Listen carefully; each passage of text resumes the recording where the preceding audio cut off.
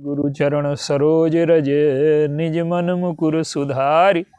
वर्णहु रघुबर विमल जस जो दायक फल चार। बोलिए सियावर रामचंद्र की जय। सिय राम मैं सब जग जानी, करऊं प्रणाम जोर जुग पानी। आइए, कुंभ में स्नान का क्या महत्व है, इस पर विचार करते हैं। ये जो मानव सभ्यता है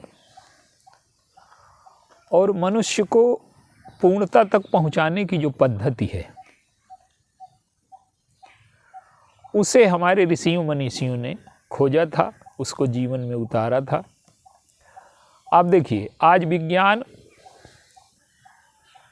ग्रहों की गति ये सब अभी समझ पाया है, लेकिन विज्ञान को आज तक वो समझ नहीं है कि किस ग्रह का हमारे अंतःकरण पर क्या प्रभाव पड़ता है।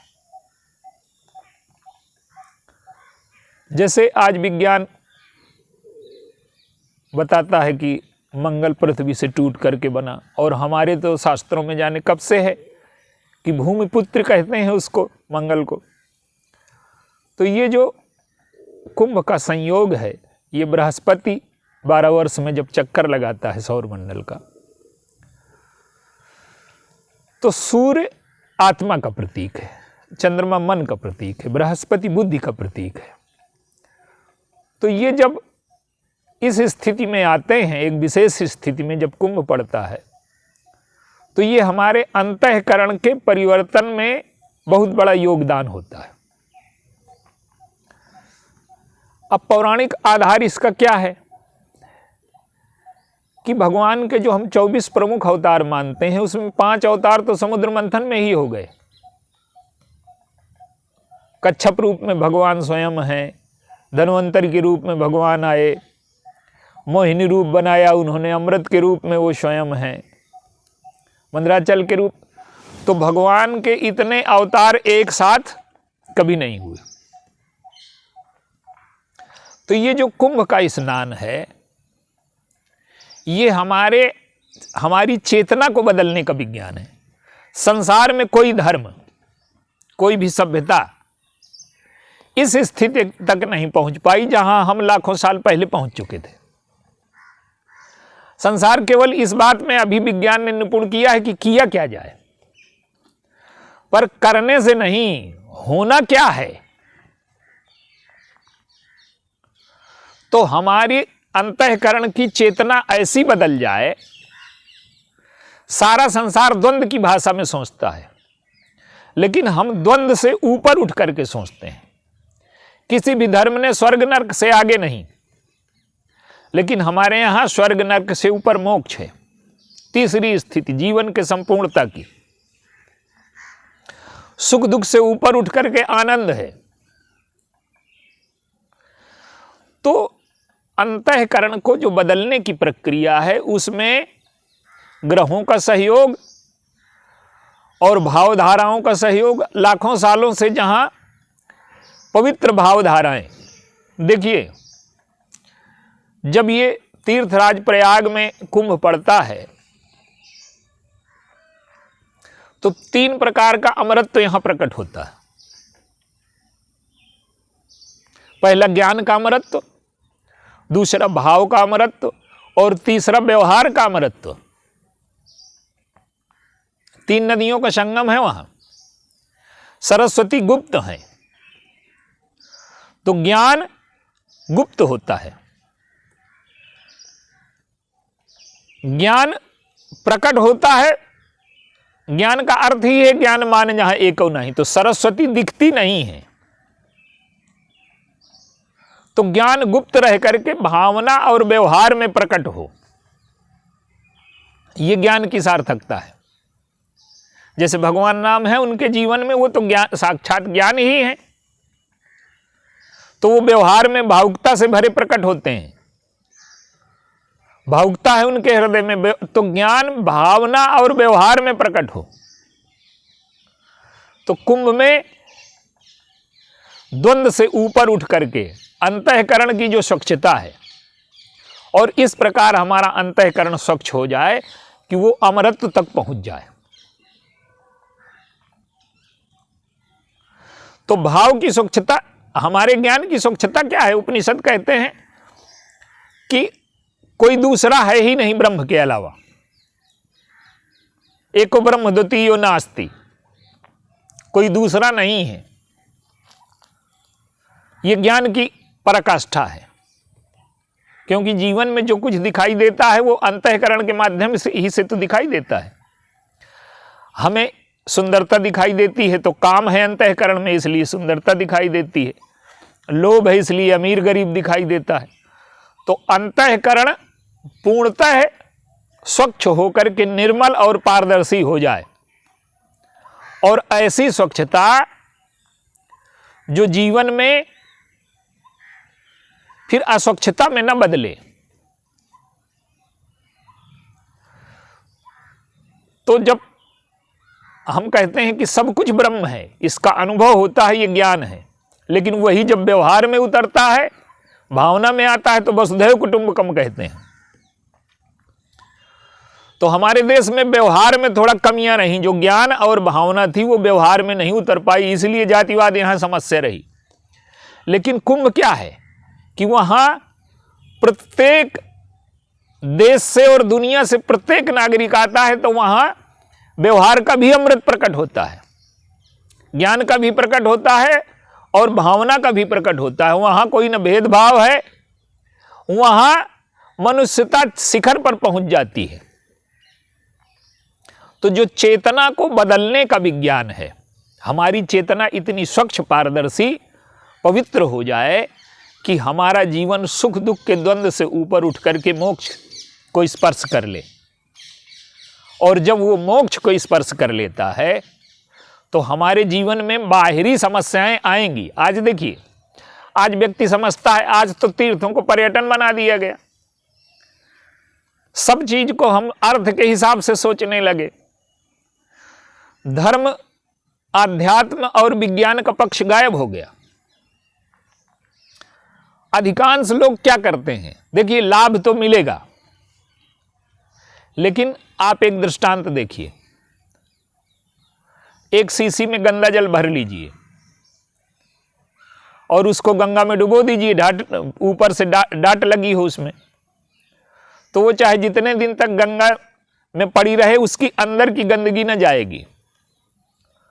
तो हमारे जीवन की समस्या ये है कि हम शरीर लेकर के तीर्थ में जाते हैं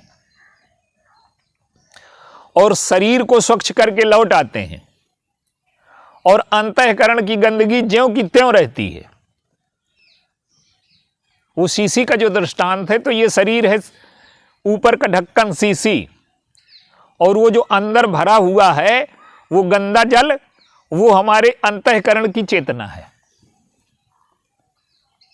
तो कुंभ में स्नान का महत्व ये है कि विज्ञान माने सारे ग्रहों की अनुकूलता होती है, और हमारी बुद्धि, हमारी आत्मा और हमारे मन को जो स्वच्छ करने की प्रक्रिया है।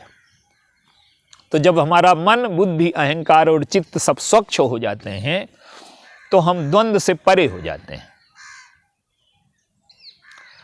तो तीर्थ में हम जाएं, कुंभ में स्नान करें, और अंतःकरण की स्वच्छता, तीर्थ में जाकर के केवल तीर्थ में शरीर से नहीं जाना, तीर्थ में चेतना को बदलने के लिए जाना है। क्योंकि जीवन में शरीर की उपयोगिता है, लेकिन मूलतः जो हमारा अंतःकरण है उसकी उपयोगिता है। वो जैसा होता है वैसा ही जीवन होता है। शरीर की प्रक्रियाएं तो सबकी लगभग एक जैसी होती हैं, पर जीवन की ऊंचाई नीचाई हमारे अंतःकरण पर निर्भर करती है। इसी जीवन को कुछ लोग बहुत नीचे बना लेते हैं, तो जीवन का स्वाद, जीवन का सुख, जीवन का आनंद वो पा ही नहीं पाते। बिना जिए अधिकांश लोग मर जाते हैं। जॉर्ज बर्नार्ड शॉ एक अंग्रेज लेखक हुए हैं, तो वो कहते हैं कि लोग मर तो बहुत पहले जाते हैं, दफनाए 40 साल बाद जाते हैं। अधिकांश लोगों को देखिए, उनका बचपना ही नहीं जाता, वो कभी बड़े ही नहीं होते, उनके जीवन में कभी परिपक्वता ही नहीं आती। जीवन में जो अंतःकरण को बदलने की प्रक्रिया है वो कुंभ है, तीर्थ है। व्यक्तिगत साधना से लोग ऊपर उठ जाते हैं। जिनके जीवन में साधना है, जैसे कबीर हैं, कबीरदास जी कहते हैं कि काशी मरे तो मुकुत होत है मोर घोरे रुचोर, और जो कबीरा काशी मरा तो राम ही कौन नहीं हो। तो कबीर जैसे महापुरुष हो सकते हैं जो साधना से अपने अंतःकरण को इतना स्वच्छ कर लें कि उनके जीवन में विकृति हमेशा के लिए समाप्त हो जाए। कबीरदास जी स्वयं कहते हैं कि मन ऐसा निर्मल भया कि जैसे गंगा नीर, और पाछे पाछे हरि फिरे कहत कबीर कबीर। तो ये जो साधना है ये अधिकांश लोगों के जीवन में नहीं आ सकती। कुछ महापुरुष होते हैं इस स्थिति तक पहुंच जाते हैं साधना से, लेकिन ये कबीर जैसी साधना, तुलसी जैसी साधना, आप देखिए अत्रि चित्रकूट में रहते हैं, उनकी पत्नी अनसुईया है। अत्रि का अर्थ कौन है? जिसने काम क्रोध लोभ तीनों पर नियंत्रण पा लिया है। आ माने नहीं, त्रि माने तीन हैं तो उनके जीवन में, पर वो उन वृत्तियों से संचालित नहीं होते। काम क्रोध लोभ पर विजयी हैं वो। काम क्रोध लोभ का उपयोग करना है तो वो गंगा स्नान के लिए जाते हैं। अब चित्रकूट से प्रयागराज दूर है, तो उनकी पत्नी ने क्या किया कि अपनी तपस्या के बल से यहीं गंगा प्रकट कर दी चित्रकूट में। सुरसरधारी नाव मंदाकिन, सो सब पातक पोतक डाकिन। तो जब जीवन में अत्रि और अनसुईया प्रतिष्ठित हो जाते हैं, अत्रि का अर्थ है जिसने काम क्रोध लोभ पर विजय पा ली, और अनसुईया का अर्थ है जिसने दोषों, जो गुण में दोष निकालने की प्रवृत्ति है वो असूया है, और अनसुईया का अर्थ है कि जो दोष में गुण निकाल ले। तो जैसे अत्रि हैं, तुलसी हैं, कबीर हैं, ये महापुरुष हैं। ये साधना से अत्यंत ऊंचाई तक पहुंच सकते हैं और तीर्थ का निर्माण कर सकते हैं। जहां पहुंच जाए वहीं तीर्थ बन जाए, जहां बैठ जाए वो स्थान पवित्र हो जाए। लेकिन ये हर व्यक्ति के लिए संभव नहीं है कि जीवन में इतनी साधना कर सके। तो कुंभ का महत्व इसलिए है कि देश काल व्यक्ति की सहायता लेनी पड़ती है सामान्य व्यक्ति को, और कुंभ में वो जो उन्होंने साधना से पाया था,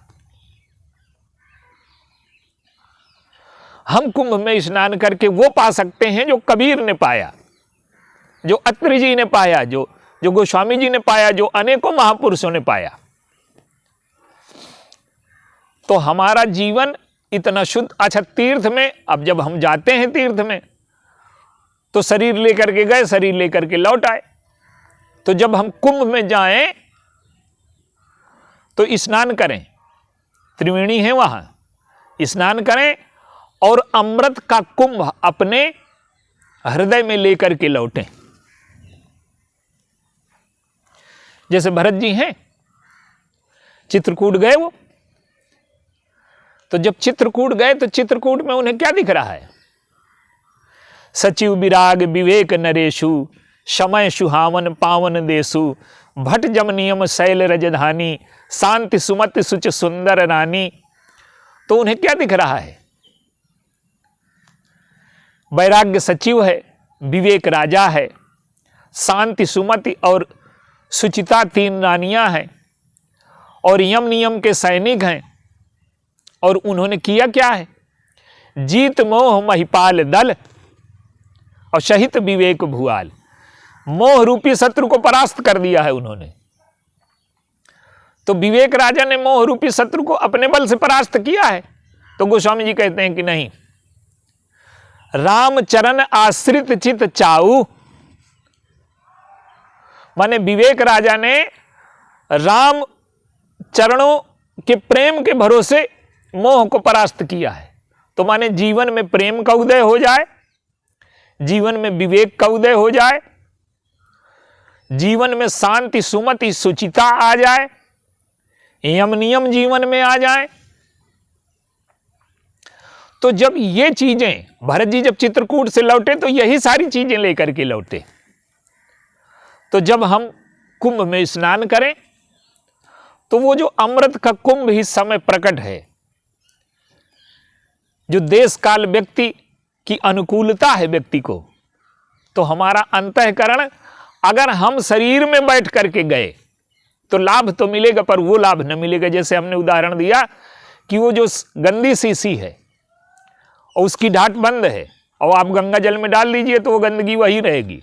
तो हम क्या करें कि हम जाएं और अपने अंतःकरण को बदलने के लिए वहां घूमने के लिए न जाएं, कौतूहल के लिए न जाएं, साधना के लिए जाएं। तो विवेक, वैराग्य, भगवान का प्रेम और हमारे जीवन में अमरत्व प्रकट हो जाए, तो हम वहां कुंभ में स्नान करें और अपनी चेतना को अमरत्व के स्तर पर ले जाएं।